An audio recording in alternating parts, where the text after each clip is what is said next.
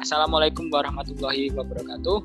Perkenalkan, kami dari kelompok 4, subkelompok A, peserta Latsar CPNS Kementerian ATR BPN, gelombang 3, angkatan 23. Di sini kami akan memberikan tanggapan atau reaksi terhadap beberapa nilai-nilai manajemen ASN yang diterapkan dalam sebuah video.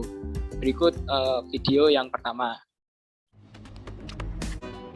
Kioska adalah mesin informasi berkas yang telah terkoneksi secara real-time dengan sistem KKP berguna untuk pemohon dalam rangka mengetahui tahapan berkasnya dengan berbagai macam tools dan dengan cara kerja sebagai berikut.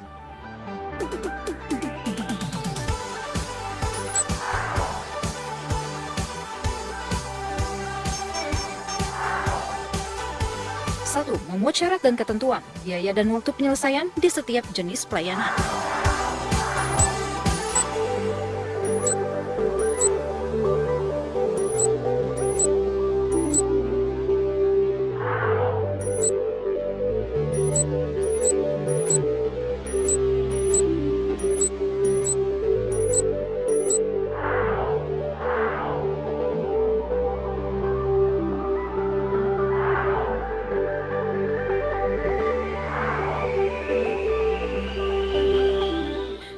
Informasi berkas permohonan.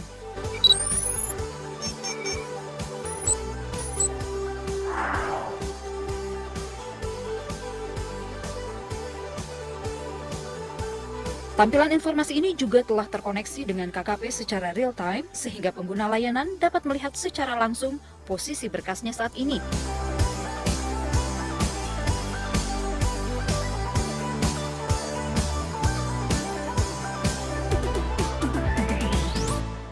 Dalam rangka menguji kualitas pelayanan, maka diperlukan survei indeks kepuasan masyarakat berbasis web.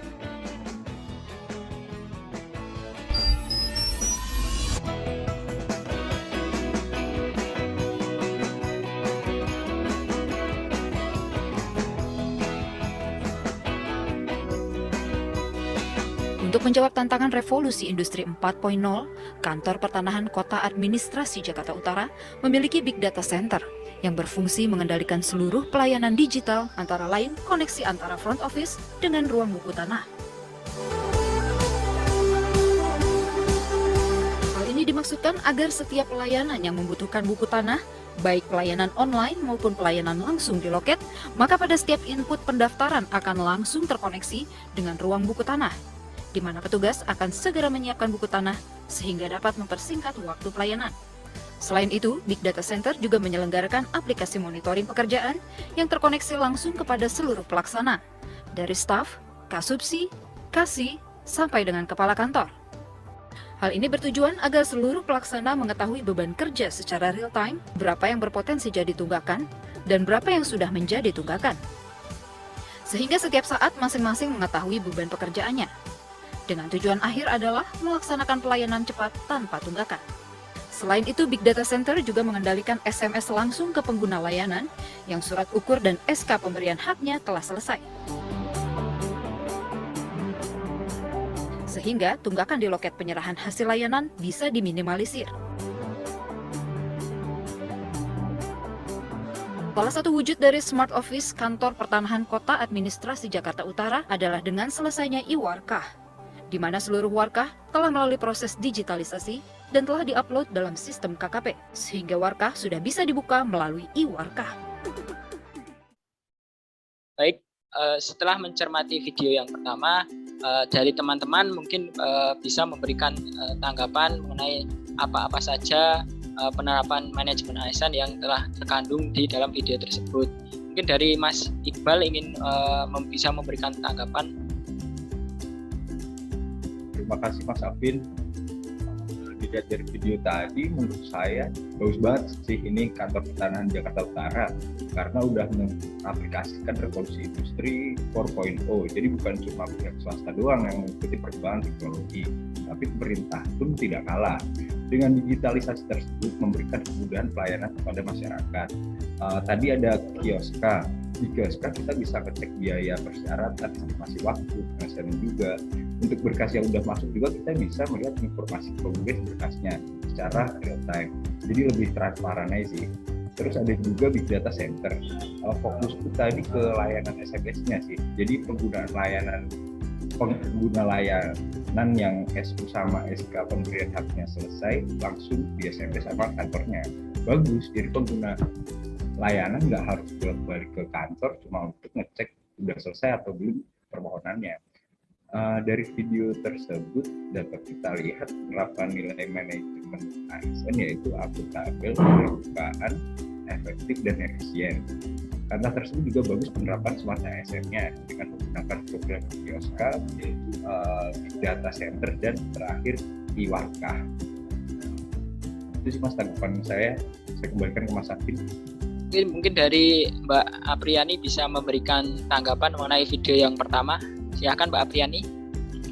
Ya, terima kasih Mas Afin atas kesempatan yang diberikan. Saya akan memberikan tanggapan saya mengenai best practice yang sudah ditayangkan melalui video dari Jakarta Utara.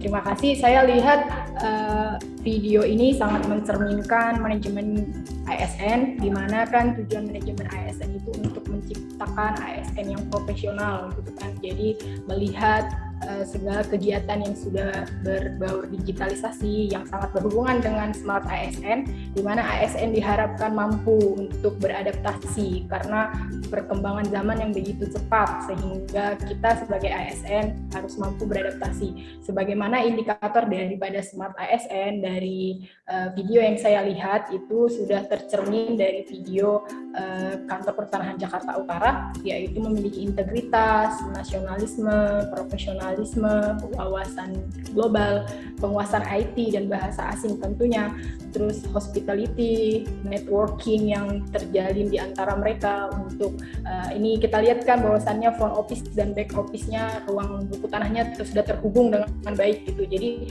sangat cepat untuk mencari dokumen buku tanah untuk mempercepat layanan yang cepat gitu. Terus entrepreneurship-nya juga kelihatan di situ mereka saling bahu-membahu, dibuktikan dengan terselesaikannya Iwarkah-nya mereka 100%. Tentunya kita melihat banyak juga kantor pertanahan yang belum bisa menyelesaikan Iwarkah-nya sampai sekarang. Jakarta Utara memberikan contoh yang cukup luar biasa dengan memberikan informasi yang transparan, akuntabel, memberikan pelayanan yang sangat cepat, juga dengan tersedianya big data yang menurut saya jadi salah satu jantung dari kantor itu sendiri. Karena dengan adanya big data itu kan semua data itu jadi terkumpul jadi satu, jadi sangat cepat untuk mengakses gitu, untuk menghindari juga kegiatan-kegiatan pertanahan yang dilakukan oleh pihak-pihak yang tidak bertanggung jawab. Mungkin demikian tanggapan saya. Terima kasih.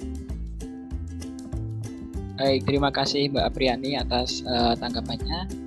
Dari video yang pertama ini dapat kita lihat bahwa penerapan nilai manajemen ASN sudah diterapkan dengan baik dan bahkan sudah sampai smart ASN juga diterapkan dengan baik. Untuk selanjutnya yaitu video yang kedua, akan kami tampilkan video tentang best practice manajemen ASN. Berikut videonya. Komisi Pemberantasan Korupsi atau KPK menetapkan dan menahan 2 tersangka kasus dugaan tindak pidana gratifikasi dan tindak pidana pencucian uang atau TPPU yang dilakukan 2 pejabat Badan Pertanahan Nasional atau BPN hari Rabu sore. 2 tersangka yaitu Gusmin Tuarita dan Inspektur Wilayah 1 Kementerian Agraria dan Tata Ruang, dan Siswi Dodo, Kabid Hubungan Hukum Pertanahan BPN. Wakil Ketua KPK Lili Pintauli Siregar mengatakan KPK telah menetapkan status tersangka kepada Gusmin Tuarita, Inspektur Wilayah 1 Kementerian Agraria dan Tata Ruang, dan Siswi Dodo, Kabid Hubungan Hukum Pertanahan atau BPN pada November 2019 dengan dugaan penerimaan gratifikasi dan TPPU. Salah satu tugasnya menerbitkan surat rekomendasi pemberian hak guna usaha kepada kantor pusat BPN RI untuk luasan yang menjadi wewenang Kepala BPN RI. KPK menduga Gusmin menerima sejumlah uang dari para pemohon hak atas tanah, termasuk pemohon hak guna usaha yang diterima secara langsung dalam bentuk uang tunai melalui Siswi Dodo yang bertempat di kantor BPN maupun di rumah dinas, serta melalui rekening bank senilai 27 miliar rupiah. Dan 2 tersangkanya itu adalah atas nama GTU, Inspektur Wilayah 1 pada Kementerian Agraria dan Tata Ruang, dan kemudian SWD, Kabid Hubungan Hukum Pertanahan BPN Jawa Timur. KPK menetapkan GTU dan juga SWT sejak bulan November 2019 dengan dugaan penerimaan gratifikasi dan juga tindak pidana pencucian uang. Dan untuk kepentingan penyidikan, kepada para tersangka ditahan masing-masing untuk selama 20 hari ke depan, terhitung sejak tanggal 24 Maret 2021 sampai dengan tanggal 12 April 2021. Baik, setelah kita melihat video yang kedua, beberapa terdapat istilah pelanggaran-pelanggaran tentang nilai manajemen ASN. Mungkin dari Mbak Arifatul bisa memberikan tanggapan yang pertama mengenai video yang kedua ini. Ya, terima kasih kesempatannya moderator Mas Afin. Jadi mengenai video yang kedua yaitu gratifikasi dan pencucian uang, sebelumnya saya ingin mendefinisikan dulu arti dari gratifikasi ya. Menurut KBBI, gratifikasi itu kan adalah pemberian yang diberikan karena layanan yang diperoleh. Nah, pemberian di sini tuh dalam arti luas bisa meliputi pemberian uang, barang atau diskon, komisi, pinjaman tanpa bunga, tiket perjalanan, fasilitas penginapan dan fasilitas lain secara cuma-cuma. Nah, mengapa sih gratifikasi itu kok perlu dilaporkan? Karena tindak pidana korupsi sering berawal dari kebiasaan-kebiasaan yang tidak disadari oleh para ASN dan pejabat penyelenggara negara. Misal penerimaan hadiah dalam suatu acara pribadi atau menerima pemberian fasilitas yang tidak wajar. Nah, hal ini akan menjadi kebiasaan bila dibiarkan secara terus-menerus. Akibatnya, dari kinerja dan pengambilan keputusan dari si ASN tersebut itu sedikit banyak akan terpengaruh dan pastinya akan tidak sesuai dengan kode etik yang ada. Begitu sih Mas menurut tanggapan saya mengenai video bad practice ini. Oke, terima kasih Mbak Arifatul atas tanggapannya. Kemudian dari Mas Muhammad Fahri mungkin bisa memberikan tanggapan untuk video yang kedua ini. Ya, baik, terima kasih Mas Afin atas waktunya. Jadi dari saya ya, tindakan gratifikasi dan pencucian uang ini sangat tidak sesuai dengan manajemen ASN. Manajemen ASN bertujuan untuk pengelolaan ASN agar bisa menghasilkan pegawai yang profesional, memiliki nilai dasar, etika profesi, bebas dari intervensi politik, serta bersih dari praktek korupsi, kolusi, dan nepotisme. Dari kasus ini pula menunjukkan bahwa manajemen ASN belum berhasil diterapkan sepenuhnya, terutama kepada individu yang bersangkutan. Padahal seharusnya peran ASN, yakni sebagai pelayan publik, haruslah memberikan pelayanan yang profesional dan berkualitas. Dengan adanya tindak seperti ini bukan hanya mencoreng nama baik instansi, tapi juga mencoreng kredibilitas dan etika sebagai penyelenggara negara. Oleh karena itu perlu dianalisis mengapa masih terjadi kasus tindak pidana seperti ini. Analisis yang kita gunakan untuk mengetahui sebab utama isu ini adalah dengan metode fishbone. Berikut akan kami tampilkan diagram fishbone-nya. Adalah diagram fishbone. Dari diagram ini terdapat 4 faktor utama penyebab, yakni manusia, organisasi, aturan, dan kultur. Dan di tiap sebab dari primernya terdapat subsebab. Bisa dilihat di diagram tersebut. Dapat diambil kesimpulan juga dari diagram ini, sebab dominan dari tindak pidana gratifikasi dan TPPU adalah individu atau manusia. Baik, terima kasih tanggapannya dari Mas Muhammad Fahri. Bisa kita lihat ya teman-teman, dari dua video yang telah kita tampilkan merupakan pembanding buat kita juga untuk bisa menjadikan pelajaran dan juga pengalaman untuk kedepannya dalam bekerja di lingkungan Kementerian ATR BPN bisa lebih menerapkan nilai-nilai manajemen ASN dan smart ASN.